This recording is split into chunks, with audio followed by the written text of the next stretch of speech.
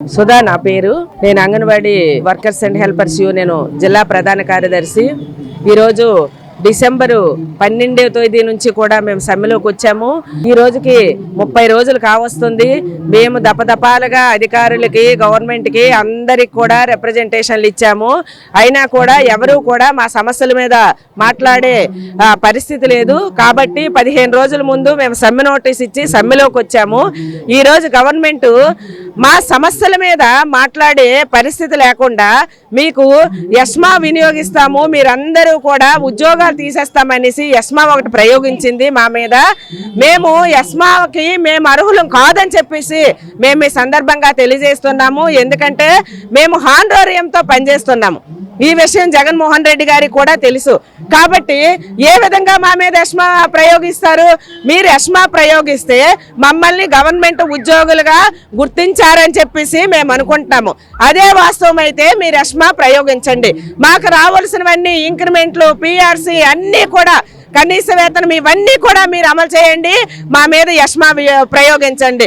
లేకుంటే మీరు ఇలాంటి ఎస్మేలు ఎన్ని ప్రయోగించినా కూడా మేము ఒక్క అడుగు వేసే పరిస్థితి అయితే లేదు. 12వ తేదీన ఏదైతే మేము చెప్పామో ఈ రోజు 30వ రోజుకి చేరుకున్నా కూడా మేము అదే గవర్నమెంట్కి చెప్తున్నాము. ఏంటంటే మీరు ఎన్ని ఇబ్బందులు పెట్టినా, ఏం చేసినా, ఉద్యోగాలు తీసినా, మీరు షోకేజ్ నోటీసులు ఇచ్చినా, ఏం చేసినా కూడా మేమైతే ఈ సమ్మెని ఆపము. మేము సమ్మె కొనసాగిస్తామనేసి మేము తెలియజేస్తున్నాము. ఎప్పటికైనా కూడా మీరు మా సమస్యల మీద ఆలోచించి మా సమస్యల పరిష్కారం అయ్యే దిశగా మీరు ప్రయత్నం చేయాలని చెప్పేసి మేము ఈ సందర్భంగా డిమాండ్ చేస్తున్నాము.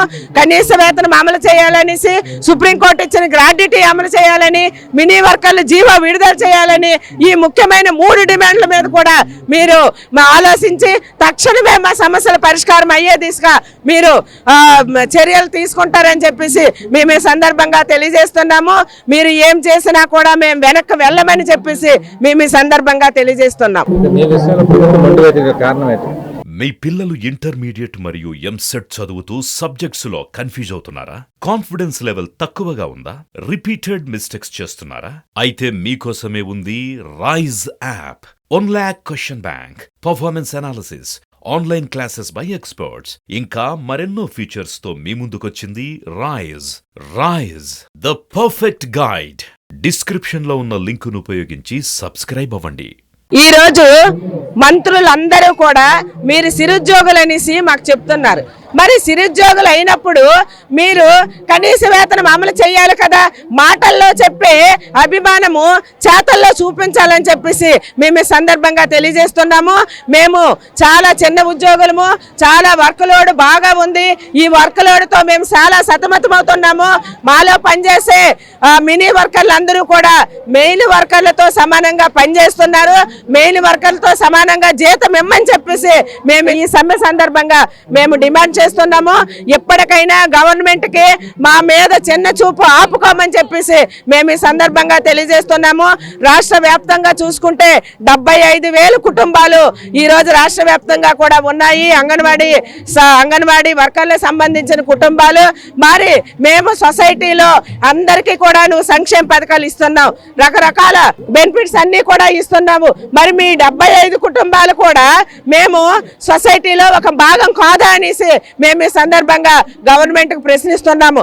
మీరు మా కోసం ఆలోచించి మా సమస్యలు తక్షణమే పరిష్కారం చేయాలని చెప్పేసి మేము ఈ సందర్భంగా డిమాండ్ చేస్తున్నాం. డిసెంబర్ 12వ తేదీ నుంచి ఈ రోజు జనవరి 10వ తేదీ వరకు మేము నిరంతరము సమ్మెలో కొనసాగుతూ ఉన్నాము. ఈరోజు ధరలకు అనుగుణంగా 26,000 వేతనం ఇవ్వాలని ప్రభుత్వానికి డిమాండ్ చేశాము. అలాగే మినీ వర్కర్లని మెయిన్ వర్కర్లుగా గుర్తించాలని డిమాండ్ చేశాము. అలాగే సుప్రీంకోర్టు తీర్పు ప్రకారం గ్రాడ్యుటీ అమలు చేయాలని మేము డిమాండ్ చేశాము. ఈ 3 ఒక పక్కన పెట్టి ప్రభుత్వము ఏదో పనికిరాని డిమాండ్స్ని ముందుకు తెచ్చి 10 డిమాండ్స్ అమలు చేశామని చెప్తున్నారు. ఈ డిమాండ్స్తో మాకు ధరలు అధికంగా పెరిగాయి. ఈ డిమాండ్స్ని పట్టుకెళ్ళి మేము ఆ సరుకులను కొనగలమా, మేము తినగలమా? మరి రక్తహీనత అనేది గర్భిణీ బాలింతల్లో ఉంటుంది, మరి మాలో ఉండదా? మేము ఆరోగ్యంగా ఉంటే కదా మా సేవల్ని మేము ఇంకా ఉద్యమించడానికి ప్రయత్నం చేయగలము. గవర్నమెంట్ ఇంకా చిన్న చూపు చూసి 30 రోజులుగా మహిళలము పోరాడుతూ ఉన్నాము. మాకు ఈ నెలంతా జీతభత్యాలు లేకుండా మేము ఈ ఛార్జీలు కట్టుకొని ఎన్ని కిలోమీటర్లైనా లెక్క చేయకుండా మేము పోరాటాన్ని ముందుకు తీసుకెళ్తా ఉన్నాము. మా కష్టాల్ని మీరు మంత్రులుగా, మినిస్టర్గా అందరూ కూడా ఆలోచించి మాకు న్యాయమైన సమస్యల్ని పరిష్కారం చేయాలని మేము ప్రభుత్వానికి విన్నవిస్తూ ఉన్నాము. మా 3 డిమాండ్లు ప్రధానమైనవి: ధరలకు అనుగుణంగా వేతనం పెంచాలి, అలాగే మినీ వర్కర్లు మెయిన్ వర్కర్లుగా గుర్తించాలి, అలాగే సుప్రీంకోర్టు తీర్పు ప్రకారం గ్రాడ్యుటీ ఇవ్వాలి.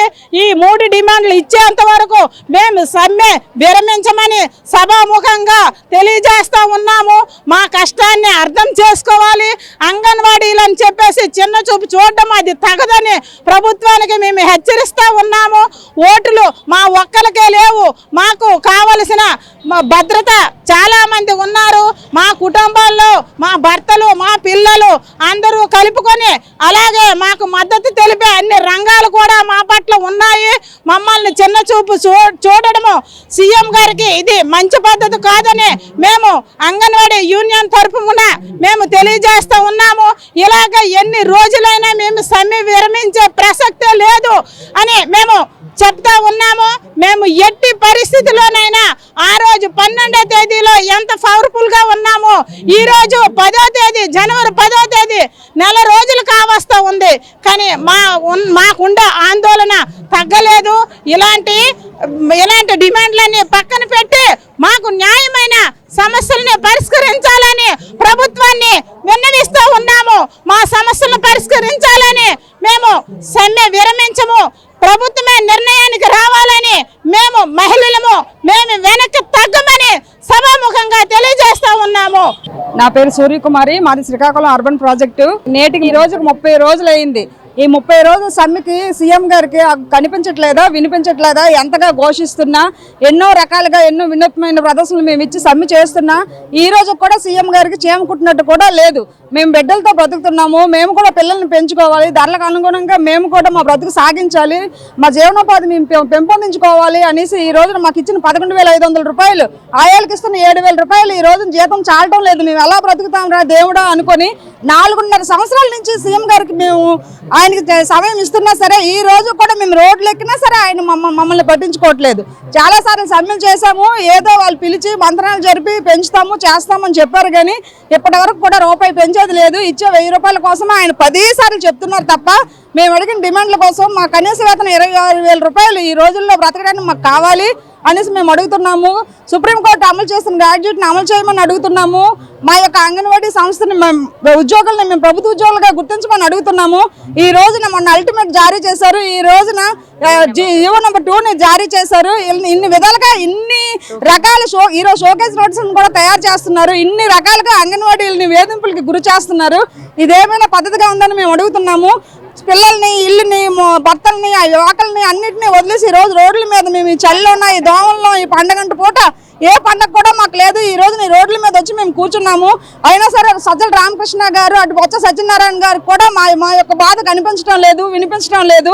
ప్రతిసారి ఎక్కడ కనిపించినా సరే కనిపించిన సారాలను మేము అది చేస్తాం ఇది చేస్తాం ఒక్క ముక్క కూడా చెప్పడం లేదు. ప్రతిదీ కూడాను మేము ఏదో ఆలోచిస్తామని చెప్తున్నారు తప్ప ఇది మేము చేస్తామని ఒక్క ముక్క కూడా మాకు చెప్పడం లేదు. ఈ రోజు చాలా దుర్మార్గంగా మా మీద జీవో నెంబర్ 2ని ఎస్మాను ప్రయోగించడం చాలా దుర్మార్గం.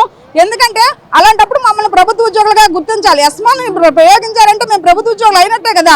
కనీసం మిమ్మల్ని మేము ప్రభుత్వ ఉద్యోగులుగా గుర్తిస్తున్నాము, మీకు సుప్రీంకోర్టు ఇంక్రిమెంట్ అమలు చేస్తాము, అందువల్ల మీకు ఎస్మాను ప్రయోగించాము, దీనికి మీరు ఒప్పుకొని మీరు వెనుదిరగండి అని ఒక మాట చెప్తే, ఆయన సీఎం గారు దిగొచ్చి మాకు ఒక మాట చెప్తే, పోనీ కనీసం సజ్జల రామకృష్ణ గారు, బొత్స సత్యనారాయణ గారి ద్వారా అయినా సరే ఒక్క మాట కానీ మనం చెప్తే మేము ఇప్పుడే వెనుదిరిగి సెంటర్లకు వెళ్ళిపోతాం.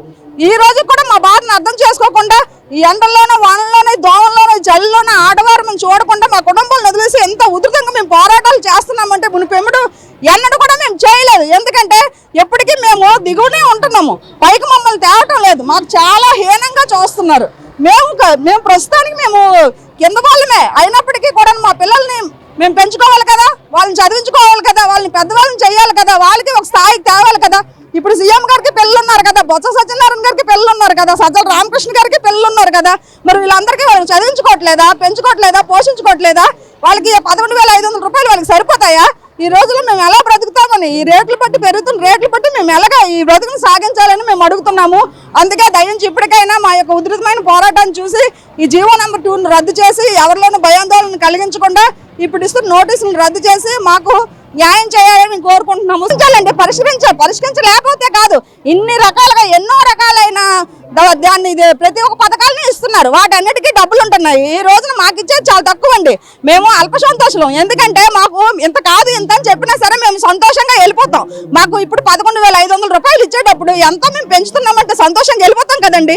ఆమెకు కూడా మాకు చెప్పట్లేదు, చెయ్యపోవడం అంటూ జరగకూడదండి. ఎందుకంటే మేము ఎంత బాధపడి పోరాటాన్ని 4 రోజులు బట్టి కష్టపడి మేము పోరాటాన్ని సాగిస్తున్నామంటే ఖచ్చితంగా మాకు ఏదో ఒకటి చెప్పి తీరాల్సిందే. చెప్పి తీరకపోతే మేమైతే ఇంటికి చేరేది లేదు, సమ్మె విరమించేది లేదు. ఎంత కాలమైనా సరే మేము ఈ రోడ్ల మీద ఉంటాము. ఏ సీఎం గారు దిగొచ్చని మాకు సమాధానం చెప్పాల్సి ఉంటుందని మేము విన్నవించుకుంటున్నాం.